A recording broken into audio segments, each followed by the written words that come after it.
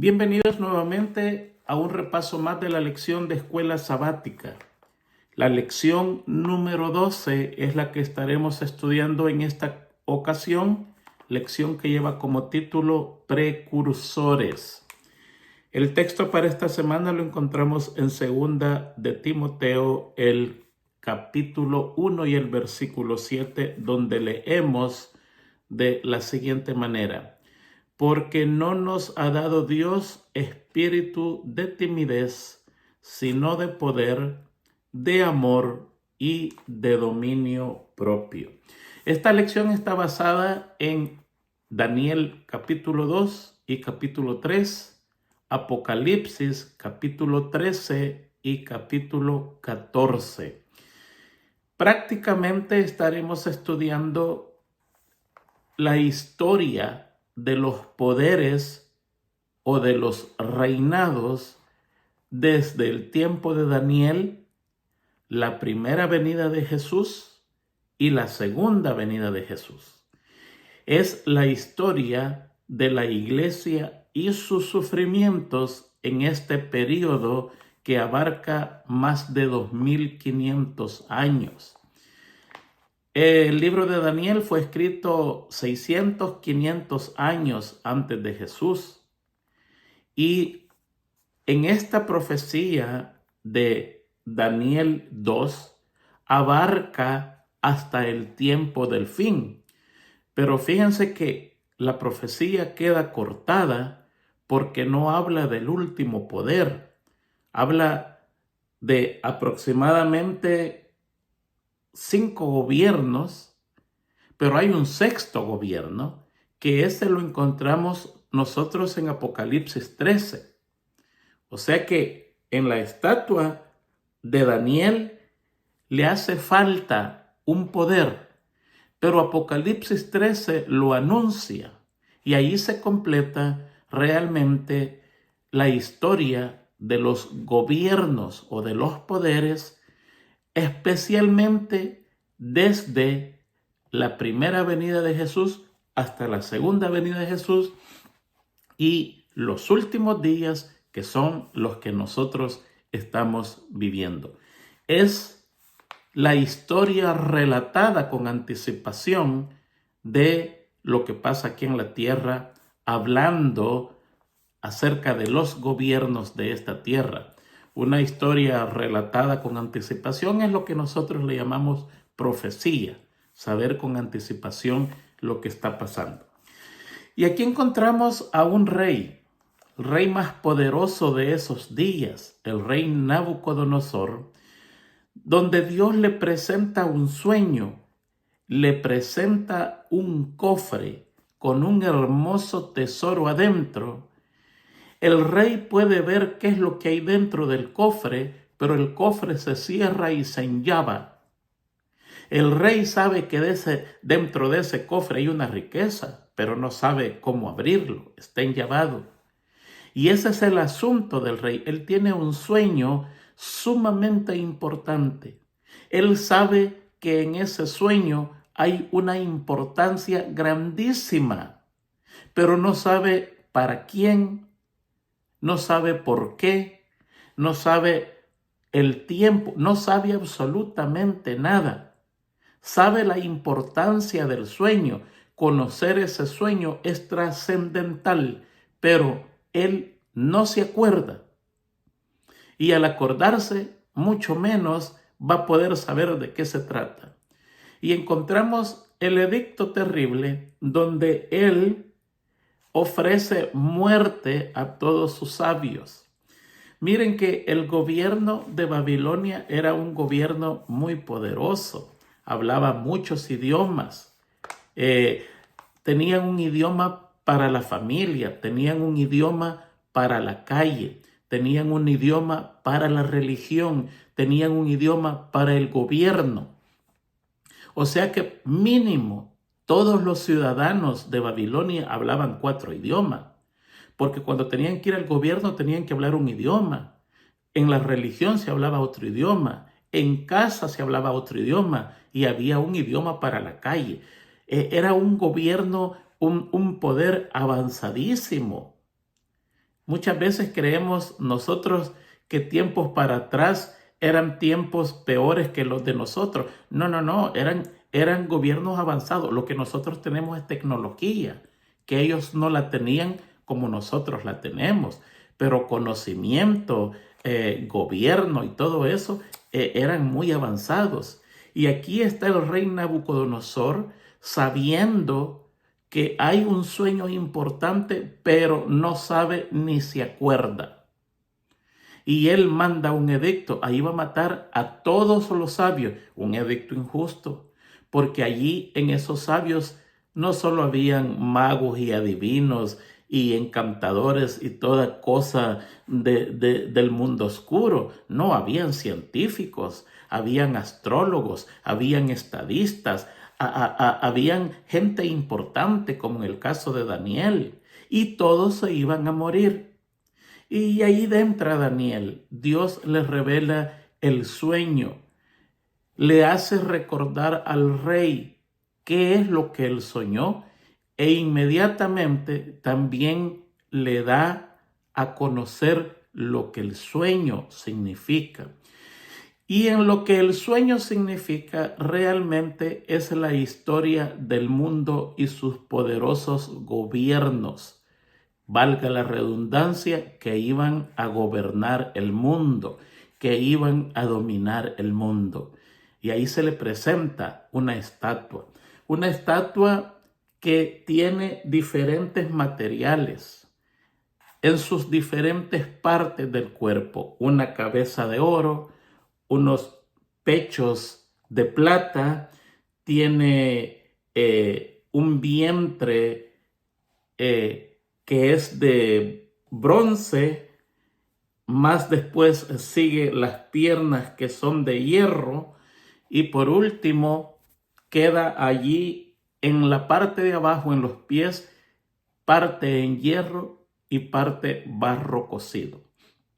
Y todo eso representa los gobiernos que iban a estar desde el tiempo de Daniel, que incluía la primera venida de Cristo hasta la segunda venida de Cristo. Ahora, fíjense que es interesante que Babilonia es representada por la cabeza de oro. Medo-Persia es representada por los pechos de plata. Grecia, que es la segunda nación, es representada por el bronce. Y después viene Roma imperial, la de los emperadores, que es representada por piernas de hierro. Y por último están los pies, que es representado por hierro y barro cocido, que es lo que nosotros conocemos como la vieja Europa.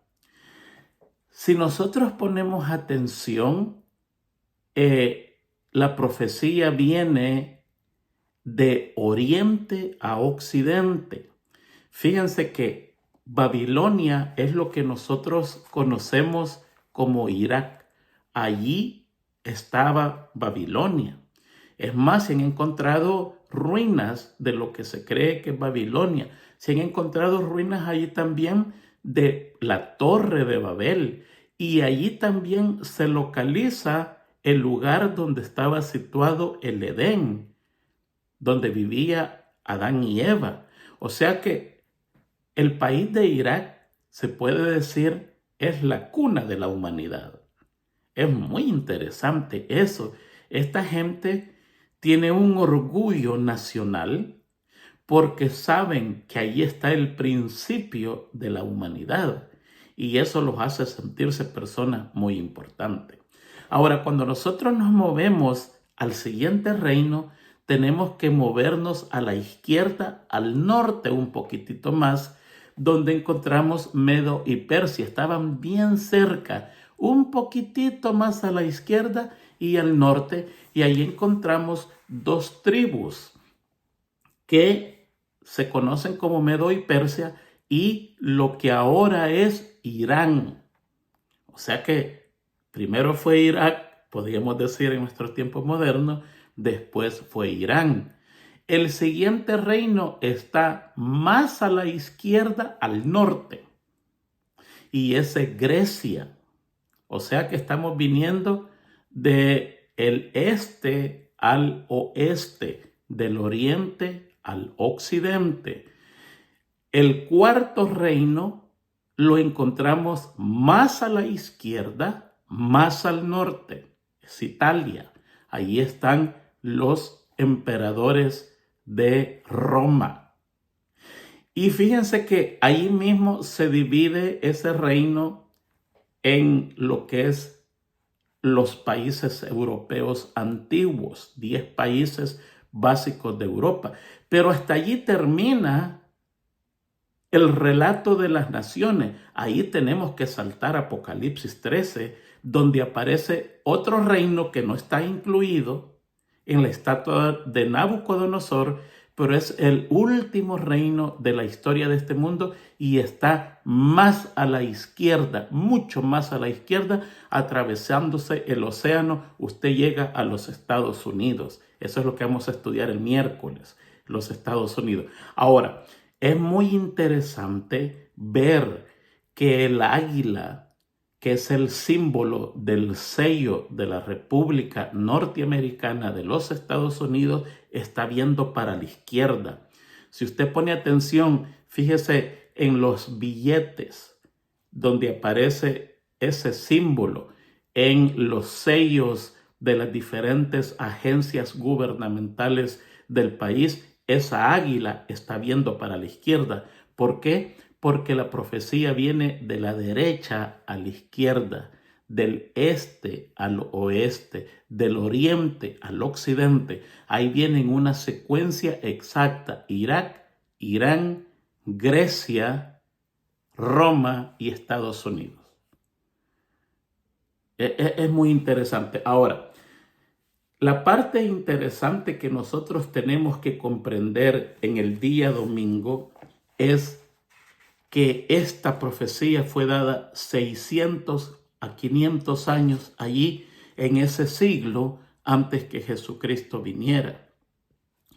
Hay algunos hermanos que dicen: ¿y cómo es que se contaba en forma regresiva antes? No se contaba en forma regresiva. Se cuenta como se cuenta ahora normalmente. Lo que pasa es que los historiadores, desde el año 1 o 0, que le llaman otros, cuando nació Jesucristo, comienzan a contar en forma regresiva para atrás. Ellos dicen 500 años antes de Jesús, 1000 años antes de Jesús, 2000 años. ¿Ve? Porque tienen como punto de partida el nacimiento de Jesús.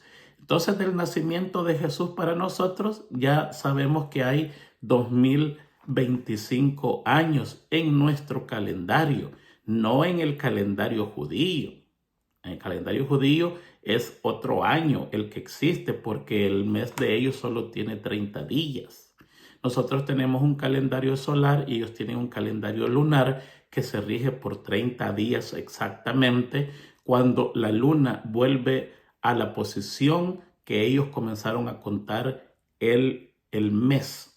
¿Ve? Entonces, de Jesucristo para acá, 2025. De Jesucristo para atrás, los historiadores se han encargado de ponerle fecha regresiva, apuntando todos esos eventos al nacimiento de Jesucristo, para que nosotros tengamos una idea qué es lo que pasó. Si no, nosotros estuviéramos, si fuera contando de la forma en que nosotros contamos desde la caída de Adán, entonces nosotros aproximadamente estuviéramos en el año 6000 y algo, pero no, estamos en el 2000 porque se cuenta desde el nacimiento de Cristo en forma progresiva, y del nacimiento de Jesucristo para atrás se cuenta en forma regresiva. Entonces dice 500 años antes de Jesús, 1000 años antes de Jesús, 2000 años antes de Jesús, 3000 años, y así vamos en forma regresiva. ¿Qué es lo importante de esto? Lo importante de esto es que hay muchas personas que no creen ni en la Biblia, ni en el Espíritu, ni en la profecía. Pero cuando nosotros estudiamos estas profecías, así como las dio Daniel, como Dios las entregó a Daniel y a Nabucodonosor, nos damos cuenta de que la Biblia es verdadera porque se ha venido cumpliendo tal como se dijo en la profecía. Ahora en este momento se ha levantado un grupo de personas diciendo que Daniel no se escribió en ese tiempo, sino que se escribió después que había pasado la historia. O sea, quiere decir que Daniel no predijo el futuro, sino que contó ya lo que había pasado. Eso es muy fácil. Yo lo puedo contar, me puedo poner a estudiar a alguien que escribió algo, puedo llegar a una conclusión y decir esto es lo que pasó, pero presentarlo como algo que pasará. Eso es una falacia porque está recomprobado que en el tiempo que vivió Daniel faltaban entre 600 a 500 años para que Jesucristo naciera en este lugar, y toda la profecía que está en Daniel se ha cumplido perfectamente al pie de la letra. No se dan números exactos en la profecía, pero sí se predice los pasos a seguir y los pasos se han cumplido perfectamente. Ahora, hay bien pocas profecías, por no decir una, de las 2300 días que da fechas exactas. Las demás son fechas que pueden diferir entre semanas, meses o años, pero se cumple. O son profecías que se cumplen lentamente, que no hay un cambio de la noche a la mañana, sino que toma algún tiempo para ver ese cambio. Así que encontramos en el día domingo que la profecía de Daniel 2 se cumplió, se ha cumplido en su totalidad. Vino Medo-Persia, dominó, vino Grecia, dominó, vino los emperadores romanos, dominaron el mundo. Jesucristo nació por bajo el imperio de Roma por los emperadores, y más tarde los emperadores dieron ese poder a la iglesia de Cristo. Miren, y ahí no tenemos tiempo para hablar de este tema. La iglesia que fundó Jesucristo la fundó con 12 apóstoles. Vamos a tratar de explicar rapidito. Ellos, la mayoría, murió bajo el martirio.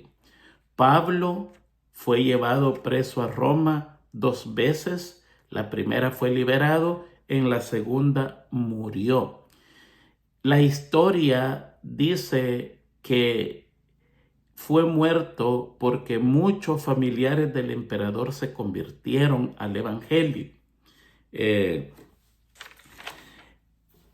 Pedro fue llevado a Roma y allí murió también.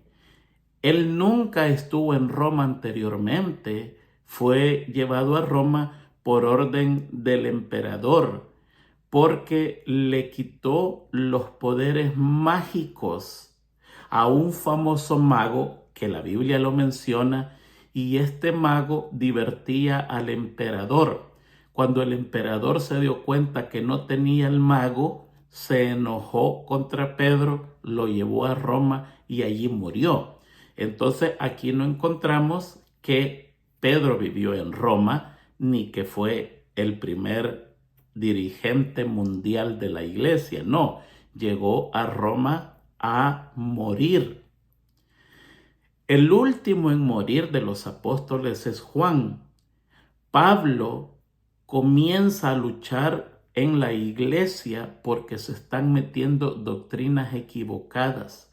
El espíritu de profecía dice que Juan veía con tristeza cómo los nuevos ministros cambiaban la doctrina pura por fábulas en la iglesia.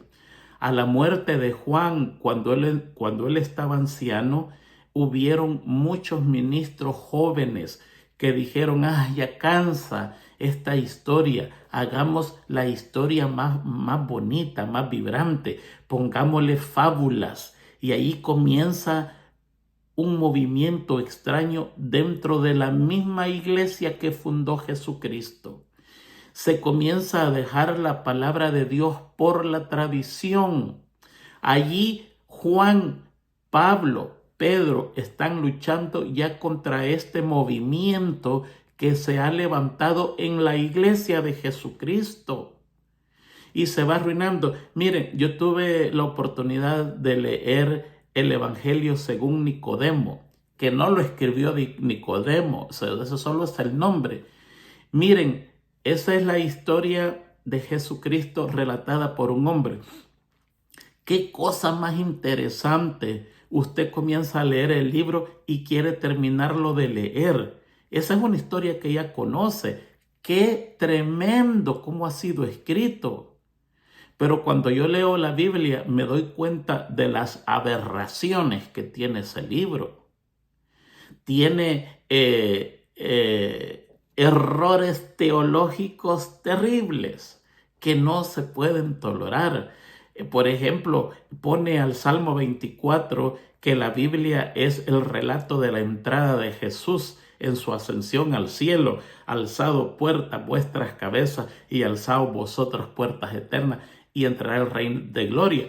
En el Evangelio según Nicodemo, ese es el sábado que Jesús descansa y baja, según la Biblia, a las profundidades del infierno. Una aberración total, una herejía total, pero escrito de una manera tan espectacular que da gusto leerlo. Eso es la verdad. Y esas fábulas se comenzaron a meter poco a poco en la iglesia en los tiempos de los apóstoles. Y ellos lucharon contra este nuevo movimiento de ministros jóvenes que querían hacer la iglesia más vibrante, más atractiva, no la iglesia vieja con las mismas historias. Esto lo lucharon los apóstoles. Con el tiempo fue empeorando hasta que la iglesia de Cristo se sumergió en una iglesia de tradiciones y vino a ser lo que es ahora. Es muy interesante. Entonces, ¿qué pasa? Hay una transición de la Roma de los emperadores a la Roma religiosa, que es la que nosotros conocemos ahora. Y allí continúa la historia, entrando nosotros al día lunes. Vamos a regresar un poquitito, en verdad es el día miércoles, en la persecución de la iglesia primitiva, pero vamos a regresar un poquitito a la estatua, al caso de Nabucodonosor, que es el día lunes, la adoración de la imagen. Miren, Nabucodonosor se llevó preso a la crema y la nata de Israel, de los judíos. Allí habían hombres de pensamientos profundos, grandes intelectos. La nación judía ha tenido toda esta gente en todas las ramas de la ciencia humana, porque Dios les dio ese permiso, Dios les dio esa bendición. Ahí Dios les dio el espíritu de la música, de la composición, de las ciencias, de la escultura, de la pintura, del bordaje, de la arquitectura, de la ingeniería, de la alimentación. Una nación favorecida. Dios les dio, cuando construyeron el santuario en el desierto, dice que Dios puso espíritu de maestría en ellos para obrar cualquier arte de belleza. Y eso es una riqueza del país que la han ido pasando de generación en generación. Allí usted encuentra lo mejor del mundo, porque Dios se lo dio. Y Nabucodonosor se lleva a esta gente y entre ellos se lleva a los 3 jóvenes hebreos junto con Daniel, que aparecieron superiores en toda ciencia, en toda traducción, en toda lengua. Y encima Dios les había dado el don del sueño, de interpretar sueños y visiones. Y el rey se da cuenta inmediatamente que son personas de otro nivel. Ahí es como él comienza a escuchar de Dios. Supuestamente él no ha escuchado de Dios todavía. Cuando la Biblia dice de que el milagro que pasa en la liberación del horno ardiente, y él dice, veo un cuarto y el cuarto parece al Hijo de los dioses. El espíritu de profecía dice que Sadrach, Mesach y Abednego ya le habían explicado a él quién era Jesucristo. Y él, recordando la explicación de los jóvenes hebreos, él exclama: ese que está ahí, el cuarto, se parece a Jesucristo. En su mundo de idolatría, él le llama el hijo de los dioses. Pero él lo que quería decir: ese cuarto se parece al Hijo de Dios. Ese cuarto se parece a Jesucristo, porque estos jóvenes le enseñaban a Nabucodonosor acerca de Dios. Y es interesante cómo es la lección. Ahora fíjense bien que Nabucodonosor enfrenta y reta a Dios, porque Dios dijo: son diferentes materiales los de la estatua. Y él dice: no, va a ser de oro puro, porque Babilonia nunca va a dejar de ser. Y encima todos van a adorar a esa imagen. Y el que no la adore, yo lo aniquilo. Y ya nosotros sabemos la historia, que lo venimos escuchando desde niños. Una de las historias más contadas: los 3 jóvenes hebreos en el horno ardiente. Allí hay algo interesante donde nosotros tenemos que enfocar la lección, y es en la decisión de estos jóvenes hebreos. Fíjense que ellos dicen: sepa, oh rey, que el Dios del cielo nos puede librar. Nosotros no vamos a adorar esa estatua, pero queremos decirte que si no la adoramos, al Dios que servimos nos puede librar. Pero si no nos libra, nos da lo mismo. Así que lo que tiene que hacer, hágalo pronto, porque aquí nadie va a adorar esa estatua.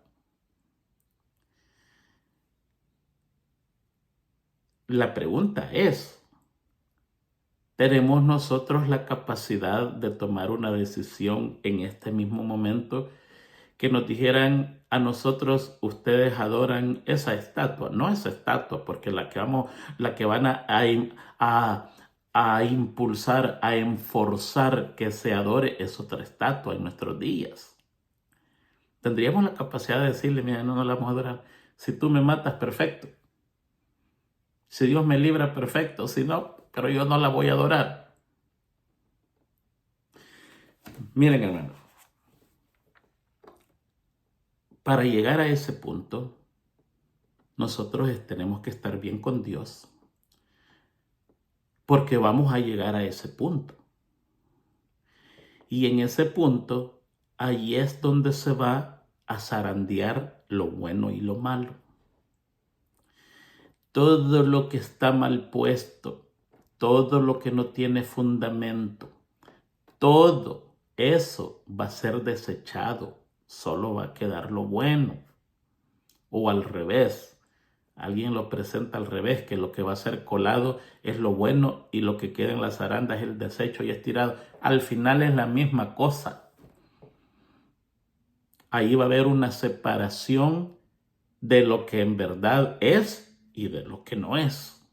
Porque no todos los que somos estamos, ni todos los que estamos somos. Ahí hay un cambio.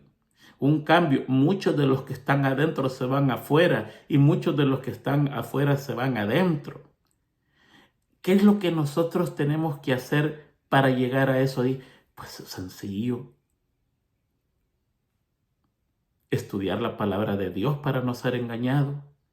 Orar, pedir el Espíritu Santo. La esencia es el Espíritu Santo, porque Él va a decir a nuestras mentes por medio de los ángeles. Hay una íntima relación entre el Espíritu Santo y los ángeles. El espíritu de profecía dice que cuando usted clama por entender la palabra de Dios al Espíritu Santo, Él comisiona a los ángeles para que nos enseñen a nosotros la palabra de Dios. Y si escuchamos esa voz que nos habla a la mente y nos familiarizamos con ella, va a haber un momento que esa voz va a ser física. Interesantemente, usted lee la historia de toda Elena de White, y ella en las primeras veces que el ángel del Señor bajaba a conversar con ella. Ella dice el mensajero de Dios, el ángel del Señor. Años más tarde, ella dice el joven que baja del cielo. Y años más tarde, en los últimos días de su vida, ella dice el muchacho que siempre me acompaña. Una relación íntima, ¿sí? Y eso se nos promete a todos, pero tenemos que obedecer. Muchas veces aquí enseñamos cosas y no hacemos los cambios. Cuando se enseña cosas, se aprende cosas y no se hacen los cambios, entonces a la persona no se le da más luz, se le deja en la oscuridad porque no puede aceptar lo más sencillo, mucho menos va a aceptar lo más difícil. Va a comer juicio divino por gusto. Para llegar a ese punto tenemos que obedecer al pie de la letra, cosas que ni siquiera entendemos. Hay mandatos del Señor que uno no los entiende y uno dice, ¿por qué será? A usted no le importa, a lo que nos importa es obedecer al pie de la letra lo que Dios dice, cueste lo que cueste. Ahora, hay algo interesante allí, donde los jóvenes hebreos dicen, Él nos puede librar, pero queremos decirte que si no nos libra, está bien con nosotros. Esa manera de pronunciar esa decisión nos enseña a nosotros cómo tenemos que orar. Miren, yo he escuchado oraciones equivocadas, donde está la persona enferma y llegan el anciano y el pastor y dicen, tú lo vas a salvar, tú lo vas a sanar. 100% seguro que Dios lo va a sanar. Y en la mayoría de casos yo he visto que la persona muere y hay un chasco. Y dicen, no, que quizás no tuvimos fe. ¿No? Es que no es eso, es que oró mal. Después he escuchado otras oraciones que dicen, Señor, nosotros sabemos que tú lo vas a sanar, pero que se haga conforme a tu voluntad, porque tu voluntad no la sabemos. Está equivocado también, porque la voluntad de Dios ya la sabemos. Primero sabemos que Él tiene el poder de hacerlo. Puede hacer cualquier cosa. Para lo santo y para lo bueno, por supuesto. Después ya sabemos su voluntad. Nosotros no ignoramos la voluntad de Dios. No, la voluntad dice, amado, yo deseo que seas prosperado en todas las cosas. Que seas rico, que tengas bienestares, que tengas salud. Amado, yo deseo que seas salvo. Esa es la voluntad de Dios, que tengamos salud y seamos prosperados. Entonces no ignoramos la voluntad de Dios. Ya sabemos que Él tiene poder y la voluntad de Él es que nosotros seamos lo mejor. ¿Sabes lo que nosotros ignoramos? Son los tiempos de Dios. Y allí es donde nosotros fallamos en la oración. Y los jóvenes hebreos no fallaron, porque ellos dicen, queremos decirte que nuestro Dios que adoramos, nosotros los hebreos, es el Dios del cielo, es poderoso. Y Él nos puede salvar. Pero si no lo salva, nos da lo mismo. Nuestra oración tiene que ser así. Cuando usted ore por un enfermo o por una necesidad, especialmente cuando ore por un enfermo, su oración es así. Padre nuestro, tú eres poderoso. Y conocemos que tienes el poder para hacer un milagro. Y conocemos tu voluntad, pero no conocemos tu tiempo. No sabemos si a esta persona la vas a sanar en este momento, mañana, la otra semana, el otro mes, el otro año, o cuando tú vengas en el reino de los cielos, pero sí sabemos que la vas a sanar. Así es como se ora.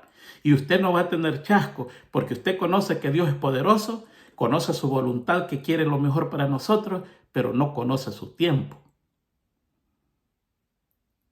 El tiempo lo dejamos al Señor, porque muchos van a morir y murieron enfermos, pero en la venida de Jesús, ese cuerpo será transformado de gloria en gloria. Y ese cáncer con el que murió no será más. Y la voluntad de Dios y el poder de Dios se cumplirá a su debido tiempo. El tiempo es de Dios. Y aquí encontramos ese tremendo secreto en los jóvenes hebreos. Oh rey, sepa usted que el Dios que tenemos es poderoso. No hay como Él. No lo hay. No lo hay. Y Él nos puede salvar de su mano, aunque usted caliente 40 veces ese horno.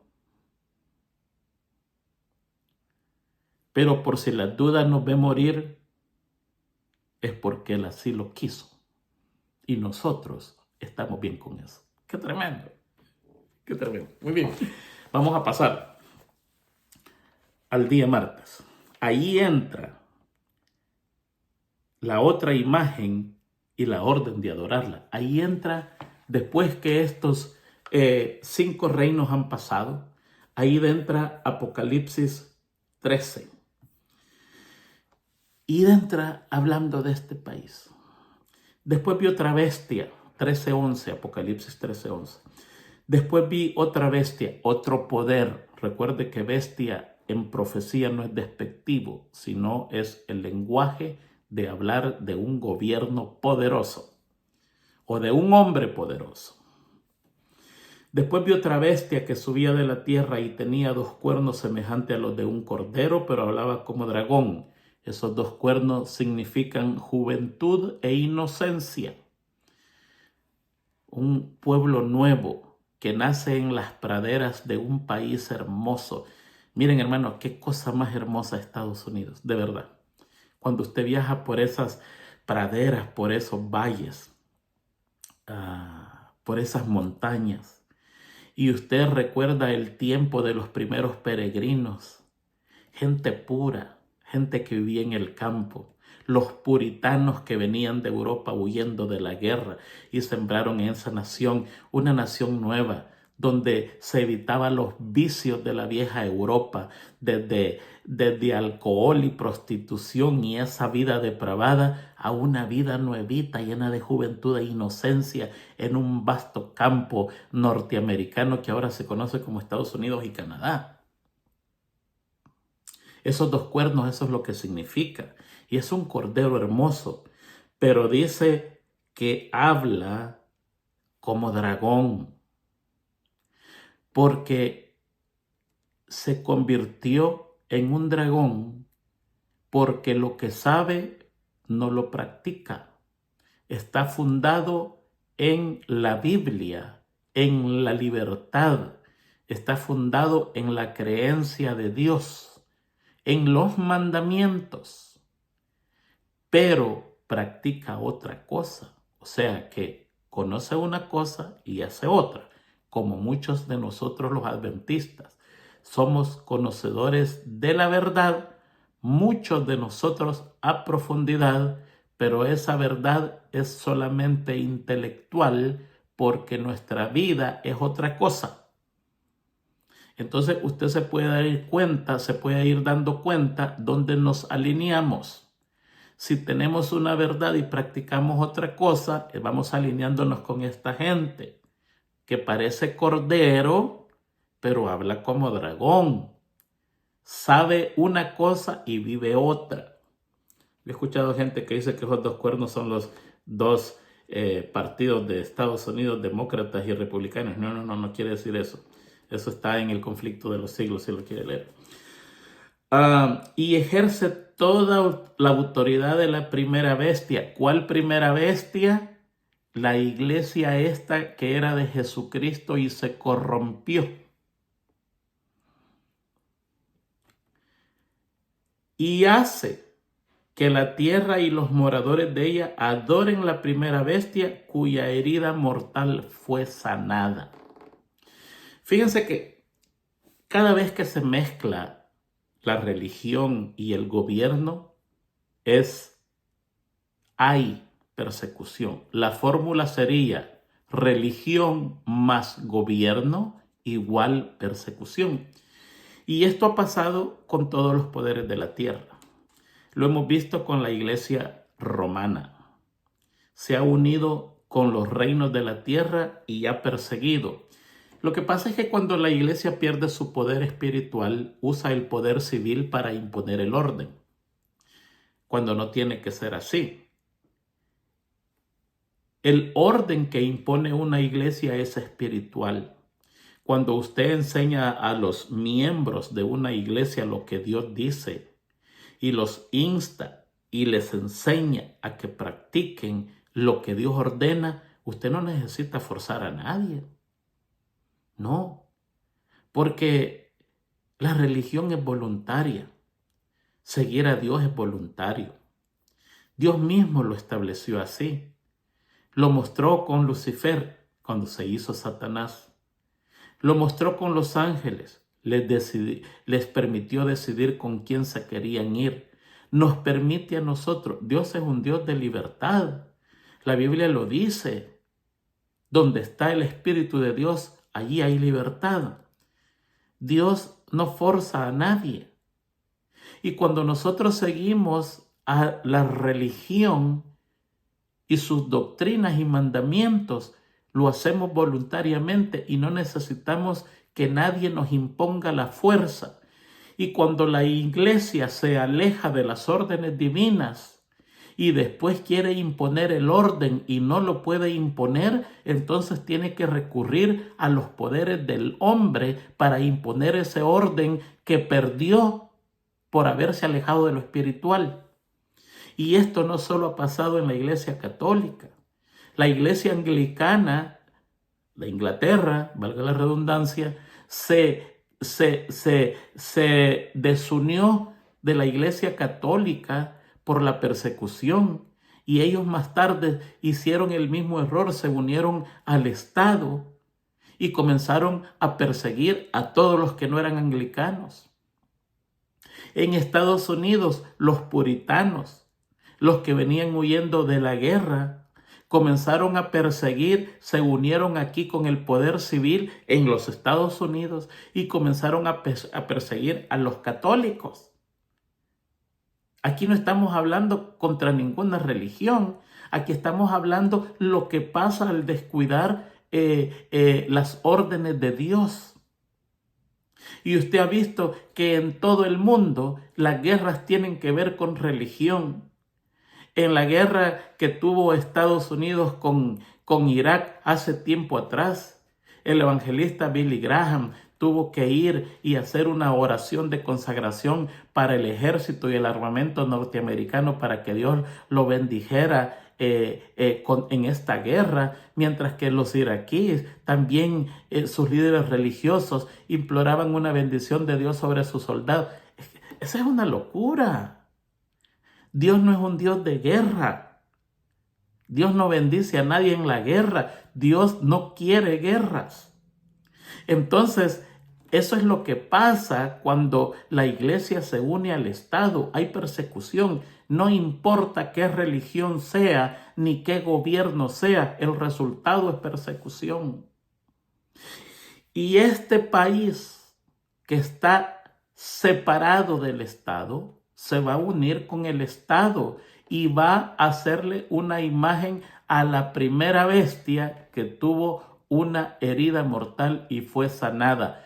Esa herida no está sanada. No lo está. Está en proceso de ser sanada, porque muchos dicen que cuando fue llevado cautivo y cuando se liberó en los tiempos de Mussolini, ahí se sanó la herida. No, aquí dice la Biblia que esta bestia va a hacer que se sane esa herida mortal. ¿Ya lo hizo? No. ¿Cuándo se va a hacer? Cuando se le dé el dominio total y vuelva a los tiempos antiguos. Estamos cerca. Estamos cerca de eso. El falso protestantismo protestó contra las persecuciones de la iglesia y es falso porque guarda las mismas dogmas de esa iglesia se va a unir a esa iglesia y va a hacer lo que esa iglesia hacía. Esa iglesia no es nueva.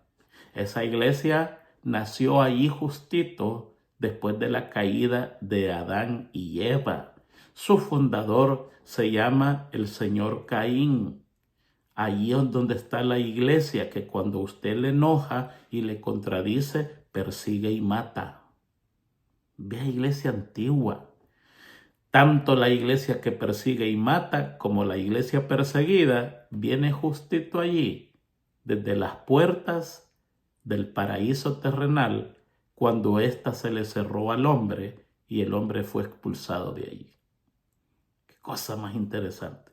Nosotros estamos cerca de allí y esta segunda bestia o el sexto poder para que termine este mundo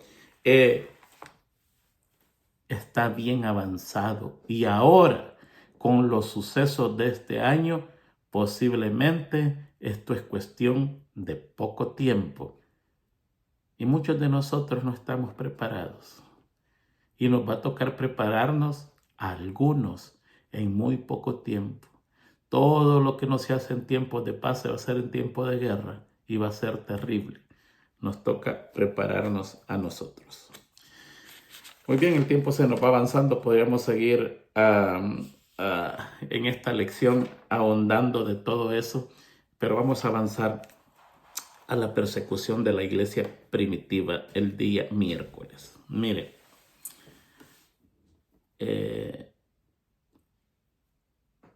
hace unos años yo me encontré con un hermano de otra religión. Inmediatamente me comenzó a hablar y me dice: ¿has aceptado al Señor Jesucristo como su Salvador personal? Le dije yo: sí. Sí, porque esa euforia que existe en otros hermanos de otras religiones, que no es mala. A veces está mal encausada, pero no es mala. Nosotros la tendríamos que tener y no la tenemos, que tenemos la verdad. Y esta gente que no la tiene esa euforia. Por eso es que digo que a veces está mal encausada. Y era un señor ya de 42, 45 años, ¿sí? Nos hicimos amigos. Y en la conversación le digo yo: ¿usted está casado? Me dice: no. ¿Por qué? Le digo yo. Porque la Biblia lo prohíbe. Me dice: la Biblia lo prohíbe. La Biblia no prohíbe nada, le digo yo. Es más, Dios dice que nos casemos y que tengamos hijos. No, me dice, pero es que el apóstol Pablo dice que nos quedemos solteros como él está. Y le digo yo: el apóstol Pablo estuvo casado en algún tiempo de su vida. Para ser príncipe del Sanedrín no podía ser soltero, tenía que estar casado. Y él era un príncipe del Sanedrín, un hombre importante. ¿Qué pasó? A saber qué pasó. La Biblia no lo registra, pero tenía que estar casado, le digo yo. Lo que pasa es que allí Pablo está enfrentando una persecución que viene, y en esa persecución él dice: yo os aconsejo que no se casen, quédense como yo estoy, para que no tengan aflicción de carne. Porque no es lo mismo huir usted solo que huir con su esposa y 2 o 3 niños.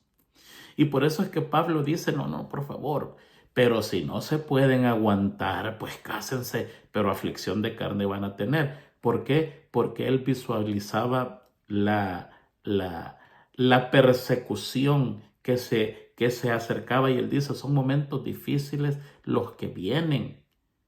Quédense mejor así solito, de todas maneras es muy peligroso. Y aquí comienza una persecución a la iglesia. ¿Por qué esa persecución? Porque en esa persecución la iglesia de Cristo se divide. La iglesia nueva, que poco a poco va apareciendo basada sus doctrinas en fábulas y tradiciones, ahí hay un grupo de personas que se resiste y dice: no, eso está incorrecto. Nosotros vamos a seguir la doctrina pura. Y allí comienza una persecución en contra de esta gente. Y fíjense que allí en esta lección inclusive mete la historia de Pedro, la historia de los apóstoles. Y yo tengo la lista de cómo los apóstoles fueron muertos, cómo y a dónde y en qué fecha fueron muertos. Todos ellos enfrentaban la muerte, menos Juan. Juan fue el único apóstol que murió de vejez, muy ancianito, casi cerca del año 100, según se estudia. A esa conclusión se llega casi del año 100. Pero todos ellos murieron sacrificados. Ahora, nosotros enfrentamos eso también. No sabemos quién será librado, quién será muerto, pero viene otra persecución. Ahora, está Apocalipsis, donde están las almas frente al altar clamando que su sangre sea vengada. Y el Señor dice, no, porque falta otro grupo que hay que unir. Falta un grupo. Y ese grupo está en el futuro. Va a ser un momentito de persecución y de muerte. Muchos van a caer.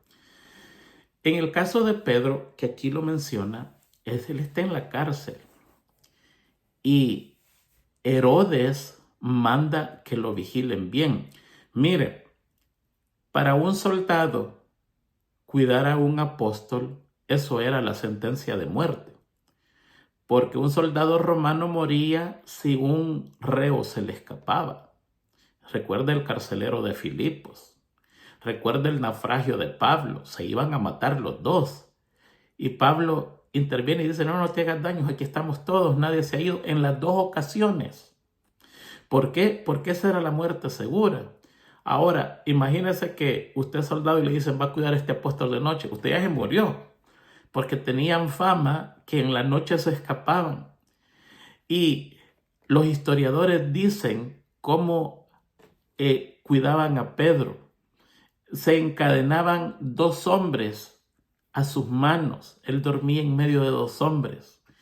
A la puerta de afuera, inmediata de su celda, había un grupo de hombres y así estaban repartidos hasta que por las afueras de la cárcel estaba circuncidada de hombres, estaba llena de hombres, no circuncidada, no, estaba llena de hombres, de soldados cuidando. Y Pedro en esta ocasión estaba completamente dormido, tal caso que el ángel lo tuvo que despertar y llevarlo a la calle. Y dice el espíritu de profecía y también la Biblia que el frío de la noche lo logró despertar. Imagínese usted sabiendo que va a morir mañana y está durmiendo el sueño de la paz. Eso, a mí me dicen que voy a morir mañana. Yo no duermo en este momento hasta nunca más en la vida. Porque si muero en el Señor, cuando despierte nunca más voy a volver a dormir. Entonces, mi noche última de sueño sería la noche pasada. Pero aquí encontramos a Pedro que duerme profundamente. En vez de estar preocupado, está profundamente dormido. Y sus hermanos allí en esa casa están unidos, orando por la liberación de Pedro. Y cuando él toca la puerta aparece Rode. Rode en griego, en español es Rosa. La sirvienta se llamaba Rosa. Y la Rosita, en vez de abrir al hermano Pedro, salió corriendo para adentro a avisar que Pedro estaba a la puerta. Imagínese usted. Eso es cuando se ora y no se cree en la oración. Cuando se ora con poder y cuando el milagro viene, le echamos cualquier cosa a otra cosa. Le echamos el favor del milagro a cualquier otra cosa. Mire cuántos milagros nos hace Dios. Y nosotros decimos, no, es que yo hablé bien. Si no hubiera hablado lo que yo hubiera dicho, hubiera pasado. No, porque mi amigo me ayudó. Qué suerte la que yo tuve. Menos mal el juez estaba de buenas. Y Dios, por ahí quedó. Eso se llama descuido e ingratitud. Hace unos días estaba yo hablando con una persona y yo le estaba contando un milagro de mi vida en el tiempo del COVID. En el tiempo del COVID yo me iba a morir de verdad, y me iba a morir consciente. Eso era lo peor, porque estaba bien. Lo que me entró fue una palpitación en el corazón que no había manera de parármela. Ese era uno de los síntomas que daba, y no tenía temperatura, no tenía nada, no tenía nada, solo la palpitación en el corazón que me estaba matando. Y yo me comencé a despedir de todos. Le hablé a mi papá, a mi mamá, a mis hermanos, y por último a mi señora, y le dije yo, mira, no hay manera. Ya había tomado medicina, se iba al hospital, no había manera. Es uno de los síntomas graves. Y ahí me puse de rodillas y le dije, Señor, te agradezco por todo lo que ha sido bueno conmigo. La verdad es que ha sido súper. Me has dado tantas bendiciones, tantas alegrías, pero bueno, me encomiendo en tus manos. Y es... Ahora se los cuento tranquilo. Ahí no, ahí estaba convulsionando desde el terror. Y llegó el momento, pero así tú lo has decidido, yo lo acepto. Y esa voz me dijo a mí, ¿quién te ha dicho que te vas a morir? Levántese. Así como está, se va a levantar y vaya a jugar con sus niños y todo eso. Y yo estaba, hermanos, que no me podía ni dar vuelta en la cama, porque darme vuelta en la cama, girarme, me subía la palpitación del corazón. Si la tenía a 500, por decir un número, me lo sabía a 800. Ni quería ni respirar. Y la orden es levantarme e ir a jugar con mis niños.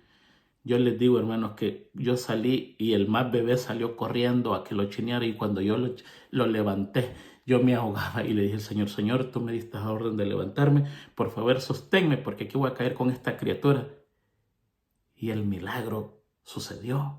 El corazón comenzó a bajar, y en cuestión de 30 segundos estaba normal. Ese es un milagro.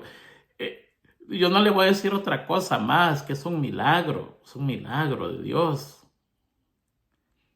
Y se lo contaba a alguien bien querido mío, y le contaba el testimonio, y al final del testimonio me dijo, el poder de la mente es grandísimo, tenés una mente poderosa.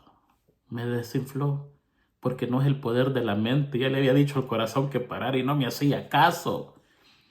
Es más, ignoró la medicina. Ese es el poder de Dios, hermano. Cuando pase un milagro en su vida, dele la honra a Dios. No se la dé a la casualidad, al amigo, al hombre, a la suerte. No, Dios está al control.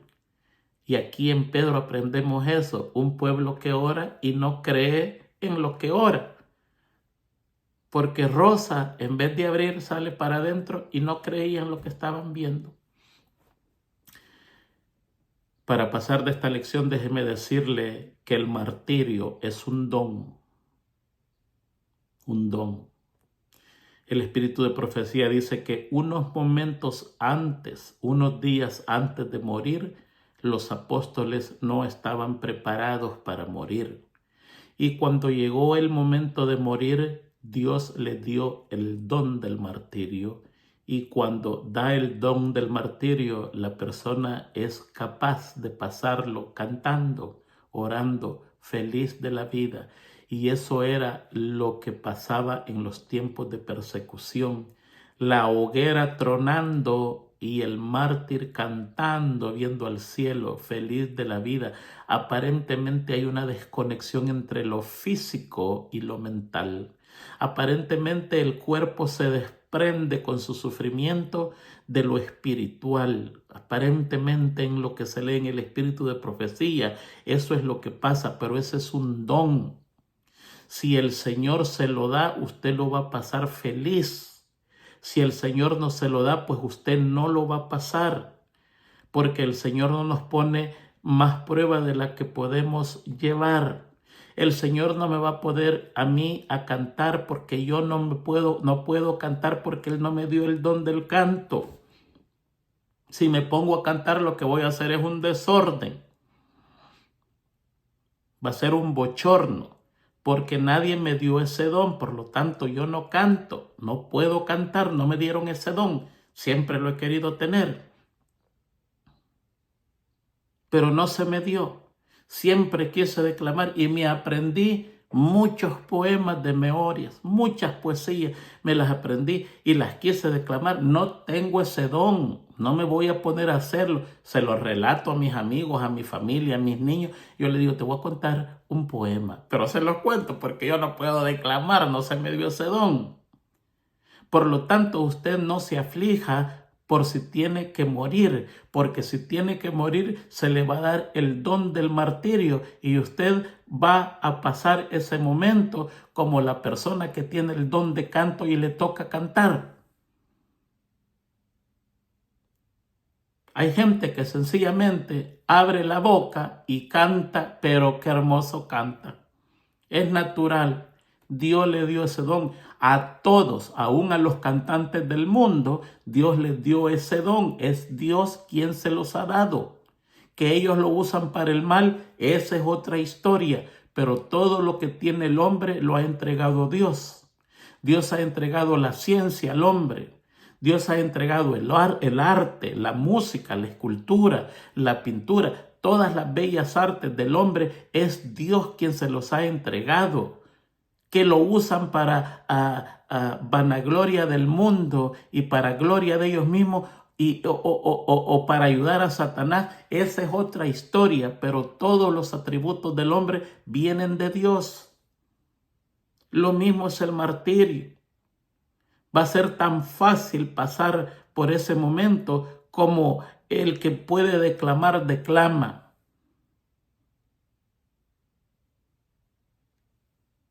Como el que puede predicar, predica. Nos ponemos nerviosos. Yo tengo años predicando y ese momento siempre que yo voy a pasar me da nervios. Siempre me pongo nervioso, me pongo tenso. Pero una vez ya me paro y doy la primera palabra, es como una espuma que se cae. Ya pasa y puedo hacerlo. Puedo enseñar, puedo predicar con facilidad y al final dicen los hermanos, qué tremendo el hermano Tony. No, no es el hermano Tony, es el don que Dios puso en mí. Dios lo puso en mí para que trabaje para su obra. Y yo siempre he dicho, mire, cuánta gente dice, qué tremenda clase, esa usted la puede dar si se pone a estudiar lo que yo estudio. Todo el que estudia 10, 15 horas a la semana va a dar tremenda clase. Sí, lo va a hacer mejor que mí. Yo estoy aquí porque Dios siempre escoge lo peor. Por eso es que estoy acá. Si no estuviera usted. Todo lo que tenemos es de Dios, incluyendo el don del martirio. Así que no se preocupe antes de tiempo. No trate de cruzar el puente cuando ni siquiera lo ha visto. Quizás no le van a dar el don del martirio y si no le dan el don del martirio, no le van a dar la oportunidad para que glorifique a Dios con su don. ¿Entendió? No se preocupe. Si usted es uno de ellos, le van a dar el don del martirio y usted va a glorificar a Dios y va a ser testimonio. Van a decir, wow, qué espectacular. Pero no es porque usted es fuerte, ni porque es macho, machote. No, nada de eso. Es porque Dios pone en sus hijos ese don. Y ese don no es para cualquiera, sino para los que Él elige. En el cielo, los mártires tendrán una vestidura más resplandeciente. Y en sus faldas llevarán un encaje rojo. Y a su cintura llevarán un cinto rojo. Un grupo especial, muy especial, y en los primeros años del milenio acompañado de una vasta multitud de niños. Tremendo. Se nos fue el tiempo. Vamos a pasar rápidamente el día jueves, la marca de la bestia. ¿Cómo va a ser eso? Dice el espíritu de profecía que va a ser de la forma que menos esperamos. No se sabe. En todo lo que yo he leído del espíritu de profecía, yo creo que a ella se le mostró cómo iba a ser, pero no lo pudo explicar. Eso es mi conclusión. Es como que usted vaya al tiempo de Elías y le hable usted de la computadora y del avión y de los barcos y de los misiles y del internet. El hombre se va a quedar diciendo, ¿qué es internet? No lo van a entender. Yo, es mi conclusión, creo que ella se le mostró y no pudo explicarlo, a saber qué se le mostró. Y ella concluye diciendo, va a ser de la manera en que menos esperamos. Difícil de explicar.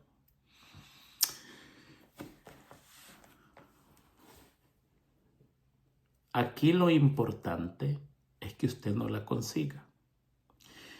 Déjeme terminarle diciendo que tanto en la Biblia y el espíritu de profecía usted encuentra termómetros, pongámosle la palabra termómetros, o medidores, es mejor medidor. Un termómetro mide la temperatura, un medidor mide cualquier cosa, pongamos así, que le indica a usted qué propenso está a hacer las cosas, sí o no. Ahí está. Yo tengo una colección como de 10 medidores en la Biblia para que usted sepa cuál es su posición. Y entre uno de ellos está la marca de la bestia. ¿Qué propenso estoy yo a recibir la marca de la bestia? Fácil. Ese medidor es el sábado. Si usted es una de las personas que llega el sábado y usted anda en su mundo haciendo cosas que no tiene que hacer, hablando cosas que no tiene que hablar, usa el sábado para hablar de negocios, deportes, para contar cosas que no tiene que contar, para estar pendiente de lo que no tiene que estar pendiente. Y cuando llega a las horas del sábado está viendo hasta la última rayito de sol para que esto se acabe porque yo tengo que hacer esto. Y usted está como un candidato seguro para recibir la marca de la bestia. Eso nosotros lo encontramos en Apocalipsis 14. Allí habla de eso. ¿Ve? Pero si usted es una persona que guarda el sábado, no por fanatismo, porque hay gente que lo hace por una obligación, sino que usted guarda el sábado por alegría. Mire, yo no sé si usted lo ha experimentado, pero muchas veces nosotros esperamos el sábado con alegría. Qué alegría que venga el sábado. Usted se va a reunir con su familia, se va a poner a cantar en su casa o va a ir a la iglesia y mañana hay que hacer esto y mañana hay que hacer lo otro. Qué alegría. Y usted cuida de no transgredir el mandamiento más difícil de la ley por su tiempo. Dura 24 horas aproximadamente. Los otros son de acciones. A veces. Pero el sábado dura 24 horas, el mandamiento difícil y muchas veces uno peca sin querer. Pero mientras uno más lucha a mantener ese día sagrado, a respetar a Dios, a hacer su voluntad, a recibirlo con alegría, con gozo, qué descanso, qué cosa más hermosa es el sábado. Va a ser bien difícil que usted reciba esa marca. No va a poder. ¿Sabe que se hizo un experimento para terminar en California? Aquí lo dividen en zonas, ¿ok? Donde las personas viven más, y entre el lugar donde se ha encontrado que las personas viven más es en Loma Linda, California, que está lleno de adventistas, ¿ok? Y otras áreas. Y se cree, se estima que por regla general viven 10 años más. Y alguien se puso a hacer la cuenta que esos 10 años equivale a cada sábado que ha guardado en toda la vida, que ha guardado el sábado. O sea que esto no es una regla científica, sino que es una idea para que usted entienda que de los sábados que usted guarda aquí en la tierra, es como una cuenta de ahorro y se le devuelven al final de sus días en vida. Por cada sábado que usted guarda, un día más de vida al final de sus días. Interesante. Esto es gente del mundo que está estudiando eso. Es una bendición el día sábado para nosotros, hermanos. Qué cosa más hermosa que usted tiene que parar por orden divina de todos los quehaceres del mundo, de las preocupaciones. Usted para y dice, oh, Señor, hasta aquí yo termino con esto. Aquí los dejo a la puerta del sábado, ahí a la salida del día viernes, y yo no me preocupo más. El sábado es para pedirle al Señor en oración todo. Dice el Espíritu de Profecía, se deleita el Señor que en su día santo su pueblo caiga de rodillas implorando cosas. Se deleita, se fascina cuando él ve a su pueblo que en su día especial, el día que él dejó, el pueblo de Dios se pone a pedirle cosas. Es un día de pedir. Es hermoso. Eso es la cosa más hermosa que nos puede haber pasado. Y si lo hacemos bien, va a ser bien difícil la marca de la bestia sobre nosotros. Los judíos tienen una tradición. Ellos no despiden el sábado hasta que hay algunas estrellas que se pueden ver claramente en el cielo. 3, 4, 5, 6, 7 estrellas. Yo tengo otra traducción. Yo no despido el sábado. Lo alargo lo más que puedo. Y que se vaya con tristeza. Oramos a veces, pero a veces es bien tarde para despedirlo. El sábado es hermoso. El problema es si usted no lo recibe a tiempo o lo despide temprano. Si no lo recibe a tiempo es porque está en las cosas de este mundo. Y si lo despide temprano es lo mismo.